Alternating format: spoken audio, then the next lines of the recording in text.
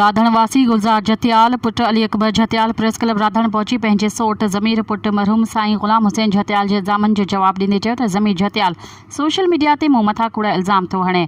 हुनजो पीउ मुंहिंजो सॻो चाचो हो। ॾाॾे जी मौरसी मिल्कियत मां असांजे पीउ खे जाइज़ हिसो न मिलण सबबि मां सिर्फ़ पंहिंजो हक़ थो घुरां। न मूं हुन जे घर ते हमिलो कयो आहे ऐं न ई का धमकी ॾिनी आहे। मां ग़ैरत वारो आहियां। मुंहिंजो बच्चो आहे। मां हुनजे मामा चाचा ऐं मिट माइटनि ॻोठ जे मुआज़िज़िन खे चयो त उनखे चओ असांजी मिल्कियत मां हिसो ॾे। मां ग़रीब मज़दूर रंग जो कमु करे ॿचड़नि जो पेट पालींदो आहियां। हुन जे पीउ मरहूम साईं ग़ुलाम हुसैन जतियाल जे मुख़्तलिफ़ माण्हुनि सां मसइलो हलंदड़ हुयो। ख़बर नाहे केरु मारे वियसि। मिल्कियत फबाइण जे चकर में मूं मथां खून जो इल्ज़ाम हणी जबल किराए वियो। उन वक़्तु मां 14 सालनि जो हुयसि। मूं मथां जेके बि पुलिस केस थिया सभु हुननि कूड़ा केस कराया हुआ। कुझु ॾींहं अॻु ज़मीर जतियाल पाण मीर मज़हर ख़ान जतियाल वटि ॻाल्हियूं रखायूं। उते पाण न आयो ऐं मूं में झेड़ी जी सकन नाहे। तर्जी कंहिं बि मौज़ी सरदार मीर पीर वटि फ़ैसिलो रखी मां ॻाल्हियुनि लाइ तयारु आहियां।